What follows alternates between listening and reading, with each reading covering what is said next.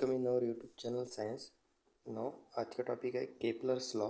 ठीक है, which is the most important topic exam point of view. Exam में इस पर क्वेश्चन आता ही है। ठीक है, तो फर्स्ट ऑफ ऑल हम समझ लेंगे केपलर्स लॉ क्या है। उसके बाद इस पर क्वेश्चन कैसा आता है, कितने मार्क का आता है और आंसर कैसा लिखना है। ठीक है, जो टेक्स्ट बुक्स आपको दिख रहा है, देखिए इसमें केपलर के तीनों लॉ है। Kepler first law, Kepler second law और केपलर थर्ड लॉ। यही लॉ में आपको first of all Kepler law किससे रिलेटेड है वो आप समझ लीजिए। ठीक है, केपलर एक साइंटिस्ट है जिन्होंने प्लानिटरी मोशन के ऊपर लॉ दिए। प्लानिटरी मोशन यानी प्लैनेट किस तरह से मोशन परफॉर्म कर रहे हैं। ठीक है, तो प्लैनेट किस तरह से, इजी लैंग्वेज में कहे तो प्लैनेट किस तरह से घूम रहे हैं। ठीक है, उन्होंने रिसर्च किया और उसके ऊपर 3 लॉ दिए। ठीक है, तो प्लैनेट एक के बाद एक 3 लॉ हमें समझना है कि किस तरह से उन्होंने क्या दिए, बताया कि प्लैनेट किस तरह से घूम रहे हैं। देखिए फर्स्ट लॉ, जो पहले मैं आपको लॉ समझा कर बता देता हूँ। ठीक है, और थ्योरी भी साथ में देख लिया आप, क्योंकि यही थ्योरी आपको एग्जाम में लिखना है। इसी तरह से आप एग्जाम में लिखिए। ठीक है, देखिए फर्स्ट ऑफ ऑल यहाँ पे आपको दिख रहा है कि Kepler's notice that the motion of planets follow certain law. यानी केपलर्स ने नोटिस किया कि प्लैनेट का जो मोशन है, प्लैनेट जो घूम रहे हैं वो किसी भी तरह से नहीं घूम रहे हैं। वो एक सर्टन रूल, वो एक सर्टन लॉ फॉलो करते हैं और उसी तरह से वो प्लैनेट मोशन परफॉर्म कर रहे हैं। ठीक है, अराउंड द सन के आजू बाजू प्लैनेट घूम रहे हैं, लेकिन एक पर्टिकुलर लॉ, एक पर्टिकुलर रूल वो फॉलो करते हैं। इसी वजह से प्लैनेट के टक्कर नहीं होती। देखिए ठीक है, बाद में क्या बताया, देखिए ही stated the 3 law describing planetary motion. और यही प्लैनेट का मोशन उन्होंने डिस्क्राइब किया हमें 3 लॉ देकर, जो लॉ हमें अभी समझने हैं। This are known as Kepler's law, और उन्हीं लॉ को केपलर्स लॉ कहा जाता है। ठीक है, अब फर्स्ट ऑफ ऑल हमें देखना है कि फर्स्ट लॉ क्या है। देखिए बहुत इजी लॉ है कि फर्स्ट लॉ। अब फर्स्ट लॉ में क्या बताया गया है, देखिए हमें फर्स्ट लॉ पहले आप समझिए कि ये सन है, यही डायग्राम आपको निकालना है। और सन के अराउंड ये जो प्लैनेट हमें दिख रहा है यहाँ पे, ये प्लैनेट मोशन परफॉर्म कर रहा है सन के अराउंड। लेकिन आप अगर ध्यान दें तो आपको समझ में आएगा कि मोशन किस तरह से परफॉर्म कर रहा है। तो इलिप्स का शेप, ये जो शेप है ना, देखिए ये शेप कैसा है, ये शेप इलिप्स शेप है। यानी प्लैनेट सन के अराउंड मोशन परफॉर्म कर रहे हैं, प्लैनेट सन के अराउंड मोशन परफॉर्म कर रहे हैं, लेकिन उनका जो ऑर्बिट है, उनका जो रास्ता है एक तरह से, वो कौन से शेप में है, वो इलिप्स शेप में है। और इसे ही केपलर का फर्स्ट लॉ कहते हैं। देखिए the orbit of the planet, उसने जो बताया फर्स्ट लॉ, वो किसके ऊपर बताया, ऑर्बिट के ऊपर, कि the orbit of planet is an ellipse. ठीक है, ऑर्बिट किस तरह से है, इलिप्स शेप में ऑर्बिट है, with the sun at one of the foci. Sun at one of the foci यानी सन एक तो यहाँ पर होगा या फिर सन यहाँ पर होगा, क्योंकि ये इलिप्स है और इलिप्स को हमेशा सेंटर नहीं होता। आप मैथमेटिक्स पढ़ते हो, आपको पता होगा इलिप्स को 2 फोसाई होते हैं, एक तो यहाँ पर या फिर यहाँ पर, सेंटर नहीं होता। तो आप सन को यहाँ पर कंसीडर कीजिए या फिर सन को यहाँ पर कंसीडर कीजिए, यहाँ कीजिए, यहाँ कीजिए। ठीक है, तो प्लैनेट सन के अराउंड घूम रहे हैं, लेकिन उनका जो ऑर्बिट है, उनका जो रास्ता है, वो किस तरह का है, वो इलिप्स शेप का है। और यही फर्स्ट लॉ है। ठीक है, अब थ्योरी में देखिए आपको ये लाइन लिखना है, ये डायग्राम निकालना है और एक नीचे स्टेटमेंट लिखना है कि figure shows the elliptical orbit. ये फिगर क्या बता रही है ऊपर की, कि ऑर्बिट कैसा है, ऑर्बिट इलिप्स शेप में है। The figure shows the elliptical orbit of a planet revolving around the सन।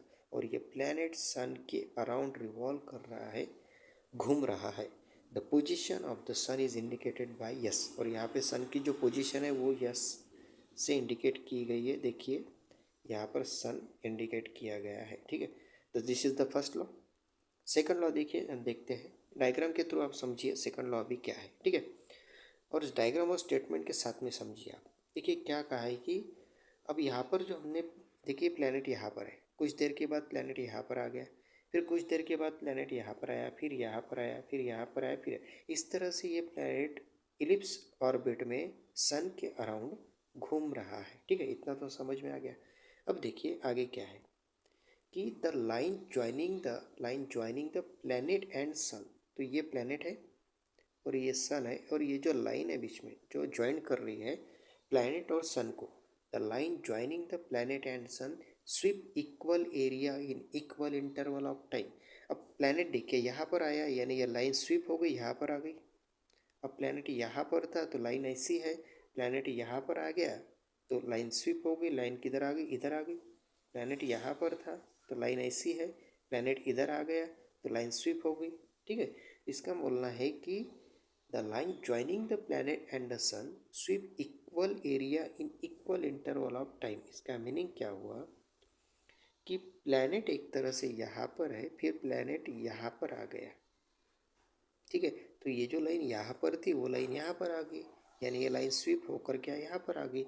तो यहाँ पर जितना टाइम उसे लगा प्लैनेट को यहाँ से यहाँ तक जाने को, ठीक है, प्लैनेट को यहाँ से, देखिए प्लैनेट को यहाँ से यहाँ तक जाने को जितना टाइम लगा, सपोज 24 आवर लग गए होंगे, उतना ही टाइम प्लैनेट को यहाँ से यहाँ तक आने को लगेगा, उतना ही टाइम प्लैनेट को यहाँ से यहाँ तक आने को लगेगा। आया समझ में? इन equal interval of in equal area in equal interval of time. अभी तो ये हो गई टाइम की बात। अब एरिया देखिए, जितना एरिया उसने यहाँ से यहाँ जाने को कवर किया, उतना ही एरिया उससे यहाँ से यहाँ आने को लगता है, उतना ही एरिया उसने यहाँ से यहाँ आने को कवर किया। सपोज उसने यहाँ 100 को यहाँ से यहाँ आने को जितना डिस्टेंस उसने कवर किया, उतना ही डिस्टेंस प्लैनेट यहाँ से यहाँ आने तो कवर करता है, उतना ही डिस्टेंस यहाँ से यहाँ आने का। सपोज यहाँ पर उसने 100 किलोमीटर कवर किया, तो यहाँ पर भी 100 किलोमीटर डिस्टेंस कवर किया और यहाँ पर भी 100 किलोमीटर। तो इसका मतलब क्या हुआ कि the line joining the planet and the sun, ये जो लाइन ज्वाइन कर रही है प्लैनेट और सन को, ये स्वीप हो रही है, आगे बढ़ रही है। इसका मतलब प्लैनेट आगे बढ़ रहा है, पर कैसे बढ़ रहा है? वो कवर कर रहा है equal area in equal time interval. अब दोनों चीज़ें एक साथ आपको बताता हूँ। Equal area in equal time interval यानी यहाँ से प्लैनेट को यहाँ तक आने को जितना टाइम लगा, सपोज 24 आवर लगे और उसने 100 किलोमीटर का डिस्टेंस कवर किया, उतना ही टाइम प्लैनेट को यहाँ से यहाँ तक लगेगा, यानी 24 आवर और 100 किलोमीटर, उतना ही टाइम लगा 24 आवर, उतना ही डिस्टेंस कवर किया, यानी कितना 100 किलोमीटर। अब प्लैनेट यहाँ से अगर यहाँ आ रहा है तो यहाँ पर भी टाइम 24 आवर ही लगेगा और डिस्टेंस भी कितना कवर करेगा वो 100 किलोमीटर। यानी प्लैनेट जिस तरह से स्विप कर रहा है आगे, उस तरह से यह लाइन भी स्विप कर रही है आगे। यहाँ से यहाँ गई लाइन, फिर लाइन यहाँ आती तो यहाँ गई, फिर लाइन यहाँ आती तो वो लाइन यहाँ पर आ गई। यानी प्लैनेट आगे जा रहा है, लाइन भी स्विप हो रही है, लेकिन कैसे? तो planet equal area equal time interval में कवर कर रहा है। ठीक है, तो सेकंड लॉ समझ में आ गया होगा आपको। अब देखिए थ्योरी में वही दिया है नीचे कि figure shows A B and C D are the distance covered by planet. तो ए बी और सी डी आपको दिख रहा है, यहाँ से प्लैनेट ए से बी तक जा रहा है, प्लैनेट ए से बी तक जा रहा है, प्लैनेट सी से डी तक जा रहा है, प्लैनेट ई से एफ तक आ रहा है। तो फिगर में क्या बताया कि A B and C D are the distance covered by planet. Planet A planet B तक गया, ये प्लैनेट डी तक गया in equal time, that is after the equal interval of यानी इक्वल एरिया और इक्वल टाइम कवर करते हुए planet आगे जा रहा है। The position of the planet starting from A, यानी ए से स्टार्ट हुई, एंड सी, यहाँ पर ए से स्टार्ट हुआ, यहाँ पर सी पोजीशन से प्लैनेट स्टार्ट हुआ, shown by B and D. A से स्टार्ट हुआ, बी तक गया, सी से स्टार्ट हुआ, डी तक गया। The straight line A S and C S, यानी ये लाइन ए एस और ये लाइन सी एस, ठीक है, sweep equal area in equal interval of time, यानी ए एस बी ऐसा तैयार हो गया एंड सी एस डी ऐसा तैयार हो गया। ठीक है, तो ये था सेकंड लॉ। सिंपल लैंग्वेज में प्लैनेट आगे बढ़ रहा है इक्वल एरिया और इक्वल टाइम कवर करते हुए, हर जगह पे इक्वल एरिया और इक्वल टाइम कवर करते हुए आगे जा रहा है। अब केपलर्स का जो थर्ड लॉ है वो एक फॉर्मूला है, एक्सप्रेशन है। देखिए अब वो क्या है। ठीक है, द स्क्वेयर यानी प्लैनेट, अब ये जो सन है, सन के अराउंड ये प्लैनेट घूम रहा है।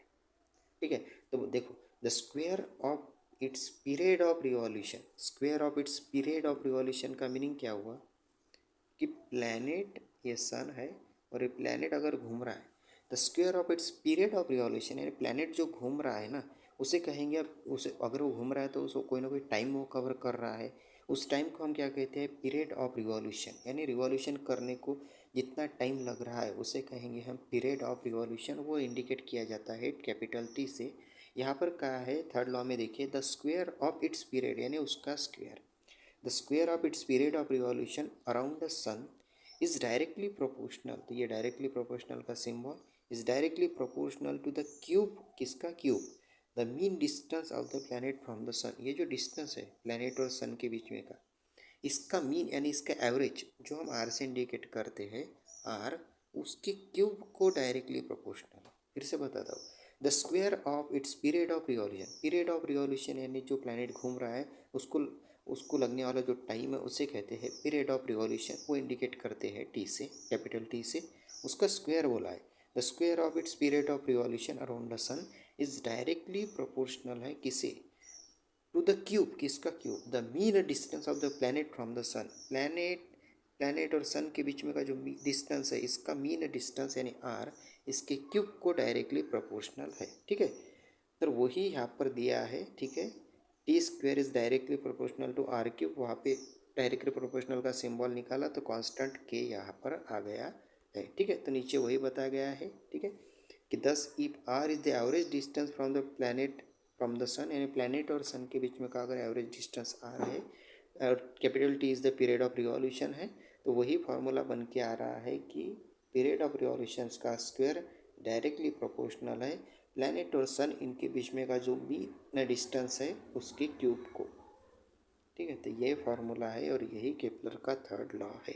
ठीक है, तो आपको तीनों लॉ अभी समझ में आ गए होंगे, इजी है। ठीक है, वीडियो अच्छा लगे आपको तो लाइक कीजिए, शेयर कीजिए फ्रेंड सर्कल में और चैनल को सब्सक्राइब कीजिए। Okay, thank you.